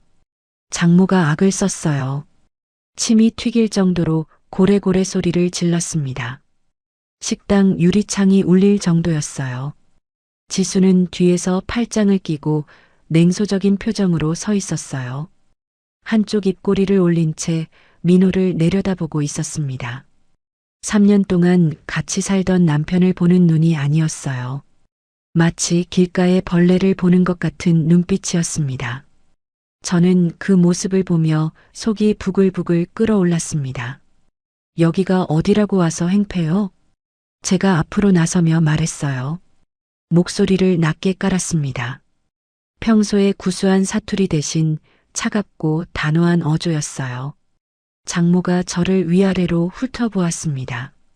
기름때 묻은 옷에 구겨진 추리닝 바지, 낡은 고무 슬리퍼, 코웃음이 나온다는 표정이었어요. 당신이 시아버지? 아이고, 꼴 좀 봐라. 이런 허름한 식당에서 이런 꼴로 살면서 무슨 수작을 부렸어? 택도 없는 소리. 당신 같은 사람이 뭘 어쩌겠다고. 저는 이를 악물었어요. 손톱이 손바닥에 파고들었습니다. 하지만 아직은 참아야 했습니다. 때가 아니었거든요. 지금 정체를 밝히면 맛이 없어요. 저들이 완전히 바닥에 떨어졌을 때, 그때 제가 누구인지 보여줄 겁니다. 나는 아무것도 모르오. 그리고 여기는 손님 아니면 나가시오. 뭐야? 감히 나한테 나가라고? 장모가 눈을 부라렸어요. 그때 지수가 앞으로 나왔습니다. 민호를 똑바로 쳐다보며 입을 열었어요. 민호 씨, 솔직히 말해요. 이혼 서류에 도장 찍으면 우리가 원하는 거 다 끝나요. 위자료도 필요 없고 재산 분할도 안 할게요. 그냥 깔끔하게 끝내요. 지수의 목소리는 차갑고 건조했어요. 3년 동안 같이 살던 남편한테 할 말이 고작 저거였습니다. 민호의 주먹이 부르르 떨렸어요. 입술을 깨물고 있었습니다. 눈가가 빨갛게 충혈됐어요. 재산 분할? 내가 가진 게 뭐가 있어요? 3년 동안 월급 한 푼 못 받고 일했는데 새벽부터 밤까지 뼈 빠지게 일하고도 남은 밥이나 먹었는데 그건 당신이 무능해서 그런 거잖아요. 능력 있으면 나가서 다른 데서 일하든가 했어야지. 우리한테 불만 있으면 떠나든가 했어야지. 지수가 비웃듯이 말했어요. 저는 주먹을 꽉 쥐었습니다. 눈앞이 빨개지는 것 같았어요. 가시오. 제가 낮은 목소리로 말했습니다. 뭐? 당장 나가라고. 우리 아들한테 할 말 없소? 저는 장모와 지수를 번갈아 쳐다보았어요. 눈에 불을 켜고요. 장모가 코웃음을 쳤습니다. 아이고 무서워라. 5,000원짜리 백반 파는 영감탱이가 뭘 어쩌겠다고. 두고 보시오. 누가 누굴 어쩌는지. 저는 차갑게 말했어요. 눈을 가늘게 뜨고 장모를 똑바로 쳐다보았습니다. 장모가 잠시 움찔했어요. 제 눈빛에서 뭔가를 느꼈나 봅니다. 평범한 기사식당 주인의 눈빛이 아니라는 걸 본능적으로 알아챈 것 같았어요. 하지만 곧 허세를 부리며 말했습니다. 좋아, 두고 보자고. 우리 금수정이 무너질 것 같아? 꿈 깨라고. 강남에서 15년 장사했어. 이 정도 고비는 얼마든지 넘길 수 있어. 장모가 돌아서며 나갔어요. 하이힐이 바닥을 세게 찍으며 딱딱 소리를 냈습니다. 지수도 따라 나가면서 민호를 흘깃 쳐다봤어요. 그 눈빛에는 경멸밖에 없었습니다. 한때 사랑한다고 했던 사람을 보는 눈이 아니었어요. 완전히 남남보다 못한 취급이었습니다. 불쌍하다. 진짜. 지수가 비웃으며 중얼거렸어요. 그 말이 민호의 가슴에 비수처럼 꽂혔을 겁니다. 문이 쾅 닫혔습니다. 유리창이 덜덜 떨렸어요. 민호가 그 자리에 주저앉았어요. 어깨가 들썩거렸습니다. 손으로 얼굴을 감싸고 있었어요. 숨을 쉴 때마다 어깨가 경련하듯 흔들렸습니다. 저는 아들 옆에 무릎을 꿇고 앉아 등을 쓸어주었어요. 등뼈가 손에 만져졌습니다. 아직도 살이 덜 찐 거예요. 괜찮아. 저런 것들 신경 쓰지 마. 저런 인간들 말에 상처받을 필요 없어. 아버지, 저 때문에 죄송해요. 저 때문에 이런 일이. 아버지 식당까지 찾아와서 행패 부리고. 민호가 흐느끼며 말했어요. 저는 가슴이 미어졌습니다. 무슨 소리야? 내가 무슨 잘못을 했다고. 잘못한 건 저것들이야. 사람을 사람 취급 안 한 저것들이 잘못한 거지. 저는 민호의 어깨를 잡았습니다. 녀석의 눈에 눈물이 고여 있었어요. 볼을 타고 눈물이 흘러내렸습니다. 민호야, 아버지가 약속할게. 저것들한테 꼭 되갚아줄 거야. 1000배, 10,000배로 되갚아줄 거야. 기다려. 민호가 고개를 끄덕였습니다. 눈물을 훔치며 일어섰어요. 저는 속으로 다짐했어요. 반드시 저들의 코를 납작하게 만들어주겠다고. 그날 밤 저는 비서실에 문자를 보냈습니다. 손가락에 힘을 주어 타이핑했어요. 금수정 맞은편 공실 2개 전부 임대해라. 거기에 한정식 집을 새로 열 거야. 이름은 대박 한정식. 우리 그룹에서 직영으로 운영한다. 주방장은 최고급으로 스카우트하고 인테리어도 고급스럽게 해라. 답장이 왔어요. 회장님, 금수정 바로 맞은편에 경쟁 업체를 여신다고요? 그래. 똑같은 메뉴를 절반 가격에 팔아. 식자재는 최고급으로 쓰고. 적자 나도 상관없어. 1년이고 2년이고 적자 보면서 버틸 수 있어. 금수정은 못 버티지. 저는 차갑게 웃었어요. 이건 체력 싸움이었습니다. 누가 더 오래 버티나 싸움이에요. 저한테는 수천억이 있지만 금수정은 그렇지 않거든요. 시간이 지나면 지날수록 금수정은 피를 흘리게 될 겁니다. 잠시 후 답장이 왔습니다. 알겠습니다. 인테리어 업체와 주방 설비 업체에 연락하겠습니다. 한 달 안에 오픈 가능하도록 준비하겠습니다. 저는 휴대폰을 내려놓고 웃었어요. 이제 진짜 전쟁이 시작되는 겁니다. 금수정 바로 앞에 경쟁 식당을 열고 같은 음식을 절반 가격에 팔면 손님들이 어디로 가겠어요? 금수정은 손님을 다 빼앗기게 될 겁니다. 맛은 우리가 더 낫고 가격은 절반이니까요. 건물 월세도 올리고 경쟁 업체도 열고 사면에서 조이는 거예요. 숨통을 완전히 끊어놓을 겁니다. 도망칠 구멍 하나 안 남기고 완전히 포위할 거예요. 민호의 방에서 불이 꺼져 있었어요. 녀석이 잠들었나 봅니다. 오늘 일로 많이 힘들었을 텐데 푹 쉬었으면 좋겠어요. 저는 그 방을 바라보며 중얼거렸습니다. 아들아, 조금만 더 기다려라. 아버지가 반드시 내 안을 풀어줄게.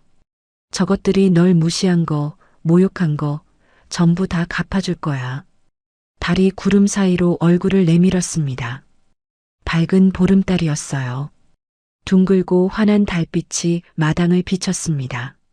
저는 그 달을 바라보며 주먹을 불끈 쥐었습니다. 폭풍 전야의 고요함 같은 밤이었어요. 곧 큰 바람이 불 겁니다. 금수정을 뿌리째 뽑아버릴 바람이요. 장모의 그 얼굴이 떠올랐습니다. 허세 부리던 그 표정, 민호를 깔보던 그 눈빛, 곧 그 표정이 공포로 바뀌는 걸 보게 될 거예요. 그때 저는 웃을 겁니다. 마음껏 웃어줄 거예요. 저는 담배를 한 대 피우고 방으로 들어갔습니다. 내일부터 더 바빠질 테니까 오늘은 푹 자야 했어요. 이불을 덮으며 저는 생각했습니다. 전쟁은 이제부터가 진짜 시작이라고. 한 달이 지났습니다. 대박 한정식이 드디어 문을 열었어요. 비서실에서 사진을 보내왔습니다. 금수정 바로 맞은편에 화려한 간판이 걸려 있었어요. 대박 한정식. 금빛 글씨가 번쩍번쩍 빛났습니다. 인테리어도 금수정 못지않게 고급스럽게 꾸몄어요. 한옥 느낌의 고급스러운 외관에 대형 유리창이 달려 있었습니다. 오픈 첫날부터 손님이 줄을 섰다고 했어요. 대기 번호표까지 나눠줬다더군요. 회장님, 대박 한정식 오픈 첫 주 매출 보고 드립니다. 하루 평균 손님 120명. 금수정의 2배입니다. 손님들 반응도 아주 좋습니다. 맛있는데 가격까지 저렴하다고요. 저는 만족스럽게 고개를 끄덕였어요. 예상대로였습니다. 같은 메뉴를 절반 가격에 파는데 누가 금수정을 가겠어요. 게다가 우리 식자재가 더 신선하니까 맛도 더 좋았죠. 인테리어도 더 깔끔하고요. 금수정 상황은 어때? 손님이 뚝 떨어졌습니다. 예전의 3분의 1 수준이에요. 예약 취소도 잇따르고 있고요. 인터넷에 금수정보다 대박 한정식이 낫다는 후기가 쏟아지고 있습니다. 맛도 더 좋고 가격은 반값이라고요. 금수저 단골들도 대박 한정식으로 넘어가고 있답니다. 저는 피식 웃었어요. 이제 시작이었습니다. 한 달만 더 버티면 금수저는 문을 닫아야 할 거예요. 저들이 우리 민호를 짓밟은 대가를 톡톡히 치르게 될 겁니다. 며칠 후 비서실에서 다급한 연락이 왔습니다. 회장님, 금수저 측에서 접촉해 왔습니다. 건물주를 만나고 싶다고요. 월세 협상을 하고 싶답니다. 저는 잠시 생각했어요. 만나볼까? 아니, 아직이었습니다. 저들이 무릎 꿇고 빌 때까지 기다려야 해요. 거절해라. 만날 생각 없다고 해. 협상의 여지 없다고 전해. 알겠습니다. 저는 휴대폰을 내려놓았어요. 아직 때가 아니었습니다. 저들이 더 절박해져야 해요. 완전히 바닥까지 떨어져야 합니다. 사면에서 조여오는 압박감에 숨이 막힐 정도가 되어야 해요. 그때 제가 누구인지 밝힐 거예요. 그 충격이 더 클 테니까요. 그날 저녁 식당 문을 닫고 정리를 하고 있었습니다. 저녁 노을이 식당 창문을 붉게 물들였어요. 민호가 설거지를 하고 저는 가게 앞을 쓸고 있었어요. 평화로운 저녁이었습니다. 그때 검은 외제차 한 대가 식당 앞에 멈췄습니다. 번호판을 보니 금수저에서 보던 그 차였어요. 차 문이 열리더니 장모가 내렸어요. 하지만 며칠 전과는 완전히 달랐습니다. 화장이 번져 있었고 머리카락은 헝클어져 있었어요. 명품 옷을 입고 있었지만 구겨져 있었습니다. 눈 밑에 검은 그림자가 내려앉아 있었어요. 며칠 동안 제대로 못 잔 게 분명했어요. 한 달 전에 식당에 찾아왔을 때의 기세등등한 모습은 온데간데 없었습니다. 완전히 다른 사람 같았어요. 박춘식 씨, 장모가 다가왔습니다. 걸음걸이도 예전 같지 않았어요. 하이힐이 비틀거렸습니다. 목소리에서 예전의 기세가 사라져 있었어요. 오히려 다급함이 묻어났습니다. 저는 속으로 쾌재를 불렀어요. 드디어 저 독한 여자가 무너지기 시작한 겁니다. 무슨 일이요? 저는 빗자루를 세워놓고 물었어요. 팔짱을 끼고 장모를 바라보았습니다. 장모가 한숨을 내쉬었어요. 깊은 한숨이었습니다. 건물주가 누군지 알아요? 갑자기 월세를 2배로 올리겠대요. 그것도 다음 달부터요. 1,500만 원에서 3천만 원으로요. 우리가 어떻게 감당해요? 지금도 손님이 반 이상 줄었는데 저는 속으로 웃음이 났어요. 비서실에 지시한 대로였습니다. 월세를 2배로 올리라고 했거든요. 저들이 더 절박해지도록요. 하지만 겉으로는 모르는 척했습니다. 그건 나한테 왜 말하는 거요? 나는 건물주가 누군지 모르오. 거짓말. 분명 당신이 뭔가 알 거야. 이 모든 게 우연일 리가 없잖아요. 너무 정확하게 맞아떨어져요. 장모가 눈을 부라렸어요. 하지만 예전 같은 위압감은 없었습니다. 오히려 절박한 사람의 눈빛이었어요. 나는 정말 모르오. 5,000원짜리 백반 파는 사람이 건물주를 어떻게 알겠소? 저는 태연하게 말했어요. 장모가 이를 악물었습니다. 좋아요. 그럼 민호한테라도 얘기할게요. 우리 금수정이 어려워지면 지수도 힘들어요. 아직 부부잖아요. 좀 도와주면 안 될까요? 저는 귀를 의심했어요. 도와달라고요? 머슴처럼 부려먹고 쫓아낸 사위한테? 도와달라고요? 3년 동안 월급도 안 주고 부려먹고 남은 밥만 먹이고 마지막엔 빗자루로 쓸어내듯이 내쫓았잖소? 행주를 얼굴에 집어던졌잖소? 국자로 때렸잖소? 그런 사람들을 왜 도와야 하오? 저는 차갑게 말했어요. 목소리가 떨렸습니다. 분노 때문이었어요. 민호가 당한 일을 생각하면 지금도 피가 거꾸로 솟았습니다. 장모의 얼굴이 빨갛게 달아올랐어요. 입술이 파르르 떨렸습니다. 그때는 사정? 무슨 사정이 있으면 사람을 그렇게 대해도 되는 거요? 우리 아들이 어떻게 됐는지 알아요? 뼈만 앙상하게 남아서 왔소. 얼굴이 해골 같았소. 볼에 멍이 들어 있었소. 손등에는 화상 자국이 있었소. 3년 동안 하루에 4~5시간밖에 못 자면서 일했소. 당신 딸은 그런 남편 두고 바람까지 피웠소. 6개월이나요. 저는 목소리를 높였어요. 가슴에 쌓였던 분노가 터져 나왔습니다. 주먹이 부들부들 떨렸어요. 장모가 움찔했어요. 눈을 제대로 마주치지 못하고만 있었습니다. 지수가 잘못한 건 인정해요. 많이 잘못했어요. 하지만 지금 우리가 망하면 다 같이 힘들어지는 거잖아요. 우리는 상관없소.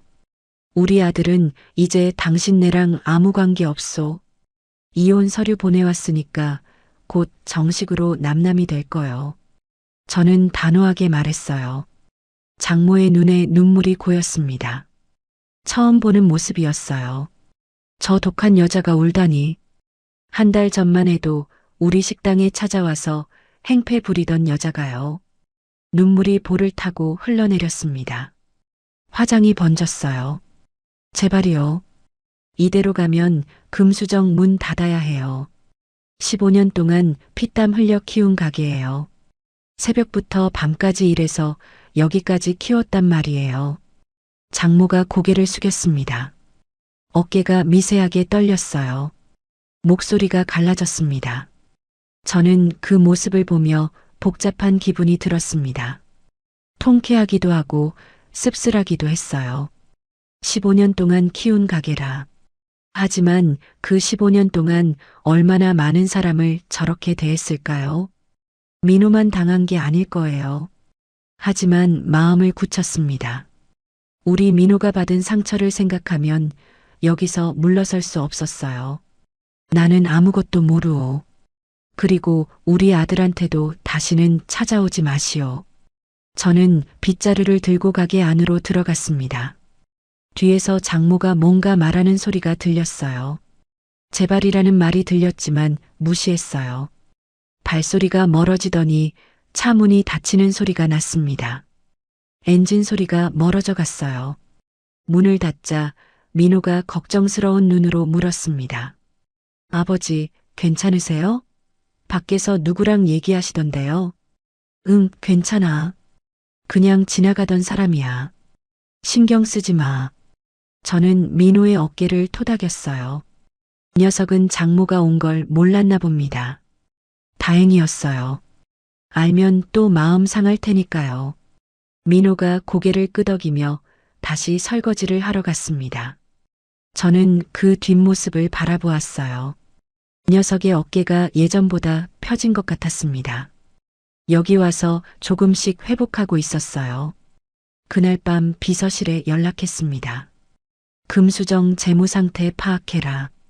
빚이 얼마나 있는지, 버틸 수 있는 자금이 얼마나 있는지. 다음 날 보고가 왔어요. 금수정 측 부채가 8억 원입니다. 은행 대출 5억, 사채 3억. 현재 운영 자금은 3천만 원 정도로 파악됩니다. 이 추세면 두어 달 내에 자금이 바닥날 것으로 예상됩니다. 직원들 월급도 밀리기 시작했다고 합니다. 저는 고개를 끄덕였어요. 거의 다 왔습니다. 조금만 더 조이면 금수정은 완전히 무너질 거예요. 사채까지 끌었었다니 이미 한계에 다다른 거였습니다. 사채업자들이 독촉하기 시작하면 버틸 수 없을 거예요. 월세 인상 통보 정식으로 보내라. 다음 달부터 적용이라고. 내용 증명으로 보내고. 알겠습니다. 그리고 회장님, 금수정 측 움직임이 있습니다. 다른 건물을 알아보고 있는 것 같습니다. 이전을 고려하는 모양입니다. 저는 코웃음을 쳤어요. 이전? 그게 쉬울 것 같아요? 15년 된 단골들이 따라올까요? 새 건물 보증금은 어디서 마련하고요? 내버려둬. 갈 데가 있으면 가보라지. 휴대폰을 내려놓고 저는 창밖을 바라보았어요. 해가 지고 있었습니다. 노을이 하늘을 붉게 물들였어요. 마치 금수정의 마지막을 예고하는 것 같았습니다. 이제 마지막 단계만 남았습니다. 금수정이 완전히 무너지면 그때 제가 누구인지 밝힐 거예요. 장모와 지수 앞에서요. 당신들이 가난뱅이라고 무시한 시아버지가 대박 푸드 그룹 회장이라고, 당신들 건물을 산 사람이 바로 나라고, 당신들 앞에 경쟁 업체를 연 것도 나라고. 그 순간이 기다려졌습니다. 저들의 얼굴이 공포로 일그러지는 모습을요. 5,000원짜리 백반 파는 영감탱이라고 비웃던 그 입으로 용서를 빌게 만들 거예요. 저는 주먹을 꽉 쥐었어요. 민호의 방에서 불빛이 새어나왔습니다. 녀석이 아직 안 잔 모양이에요. 저는 그 불빛을 바라보며 중얼거렸습니다. 아들아, 이제 거의 다 왔다. 내가 받은 상처, 아버지가 반드시 갚아줄게. 곧입니다. 아주 곧이에요. 복수의 마지막 장이 열리려 하고 있었습니다. 그날이 무척 기다려졌어요. 2달이 지났습니다. 비서실에서 연락이 왔어요. 회장님, 금수정이 폐업 신고를 했습니다. 오늘자로 문을 닫았습니다. 저는 휴대폰을 들고 한참 동안 말이 없었어요. 드디어 이날이 왔습니다. 금수정이 무너졌어요. 15년 동안 강남에서 잘 나가던 한정식집이 문을 닫은 겁니다. 가슴 한구석이 뻥 뚫리는 것 같았어요. 민호가 3년 동안 피땀 흘려 일하던 그곳이 사라진 겁니다. 장모 측 상황은 사채 이자를 못 갚아서 집까지 압류당했습니다. 살던 아파트에서 쫓겨났고요. 현재 지인 집에 얹혀 살고 있는 것으로 파악됩니다. 한지수 씨는 김태준 씨와도 헤어졌다고 합니다. 김태준 씨가 돈 없는 걸 알고 먼저 떠났답니다.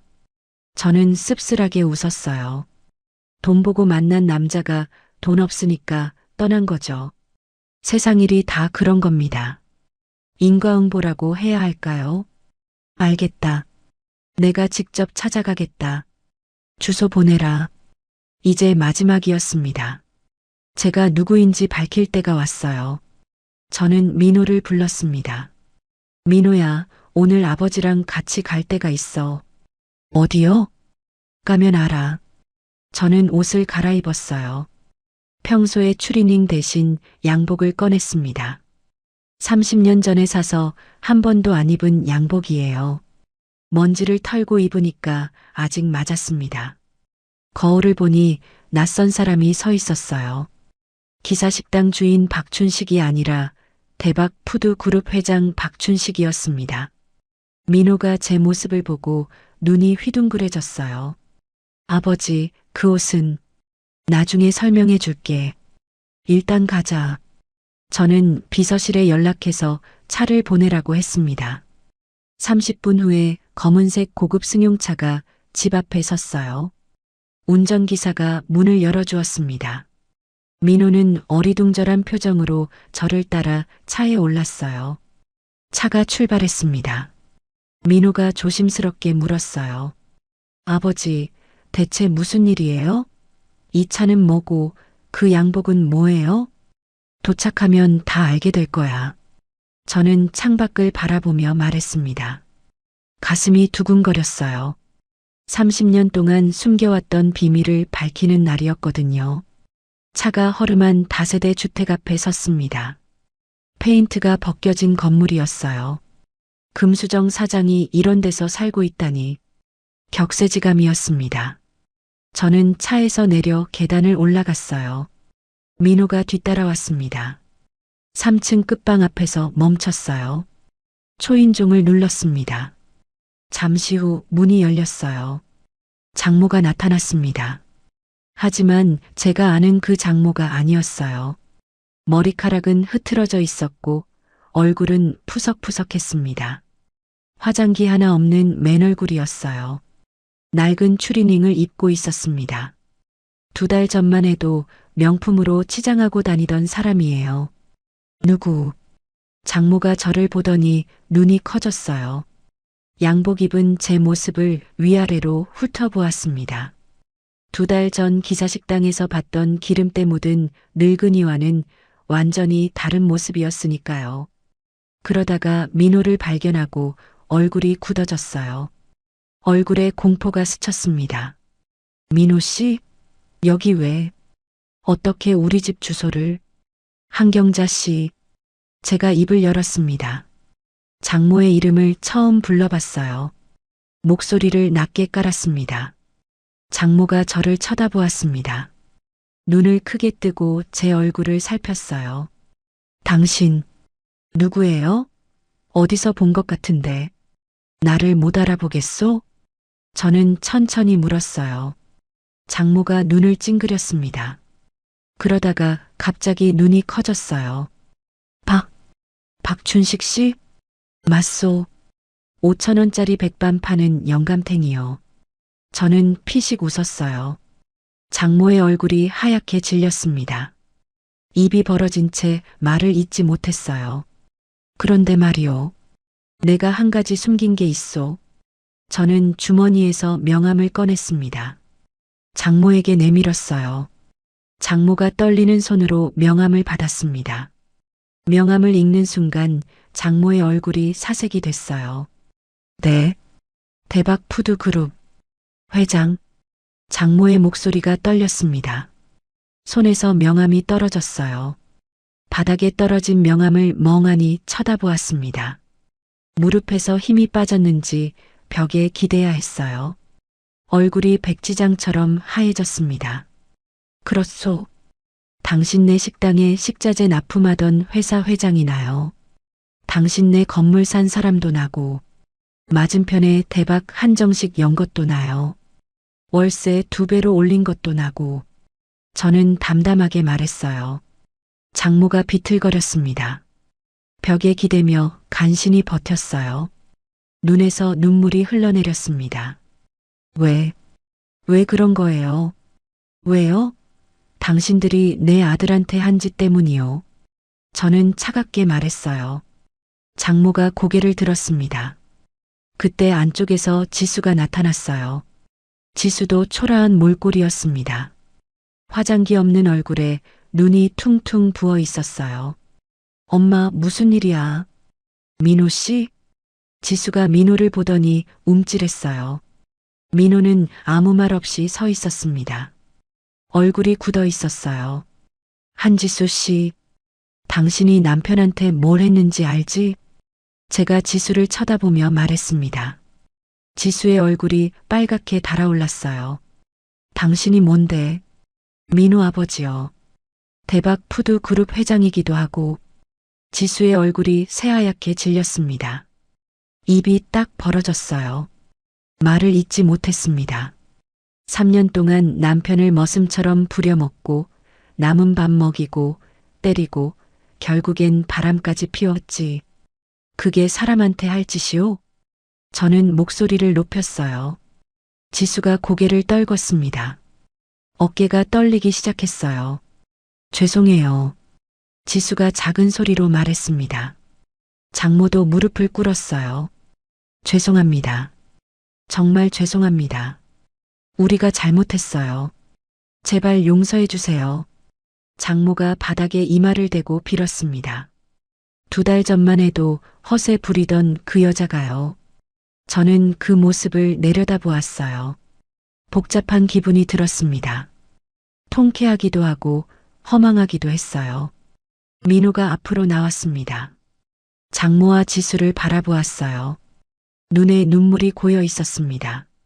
3년 동안 참아왔던 것들이 한꺼번에 올라오는 것 같았어요. 왜 저한테 그랬어요? 저는 정말 열심히 했어요. 새벽 5시에 일어나서 밤 11시까지 일했어요. 명절에도 쉬지 않았어요. 인정받고 싶어서 누구보다 열심히 일했어요. 근데 왜 저한테만 그랬어요? 민호의 목소리가 떨렸어요.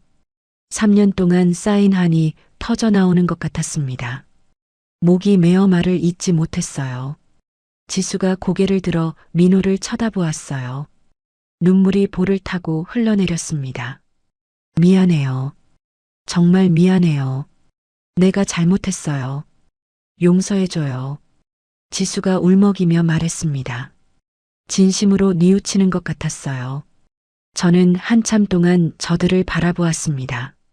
복수는 끝났어요. 금수정은 문을 닫았고 장모와 지수는 바닥까지 떨어졌습니다. 제가 원하던 대로 됐어요. 하지만 가슴이 시원하기만 한 건 아니었습니다. 복수라는 게 원래 그런 거겠죠. 해도 완전히 채워지지 않는 거요. 그래도 이것으로 됐습니다. 민호가 받은 상처를 조금이나마 갚았어요. 그것으로 충분했습니다. 민호야. 저는 아들을 불렀습니다. 네, 아버지. 이제 됐다. 가자. 더 볼 것 없어. 저는 돌아섰어요. 민호가 따라왔습니다. 계단을 천천히 내려갔어요. 뒤에서 장모의 목소리가 들렸어요. 죄송합니다. 정말 죄송합니다. 저는 뒤돌아보지 않았습니다. 할 말은 다 했어요. 이제 끝이었습니다. 차에 올라타자 민호가 물었어요. 눈가가 아직 젖어 있었습니다. 아버지, 정말 회장님이세요? 대박 푸드 그룹이면 그 큰 회사요? 그래. 미안하다. 숨겨서 평생 숨기고 살았어. 왜 숨기셨어요? 그렇게 큰 회사 회장님이시면서 왜 기사식당을? 내가 돈 때문에 아버지 찾는 거 아니란 걸 알았거든. 그래서 밝힐 필요가 없었어. 돈 때문에 사람들이 변하는 거 많이 봤거든. 하지만 이번엔 달랐지. 내 한을 풀어주고 싶었어. 아버지로서 그게 내 도리라고 생각했어. 민호의 눈에서 눈물이 흘러내렸어요. 입술을 깨물며 고개를 숙였습니다. 저는 아들의 어깨를 감싸 안았습니다. 녀석의 어깨가 들썩거렸어요. 아버지, 감사합니다. 정말 감사합니다. 고맙긴 뭘. 아버지니까 당연한 거지. 저는 민호의 등을 토닥였어요. 녀석이 펑펑 울었습니다.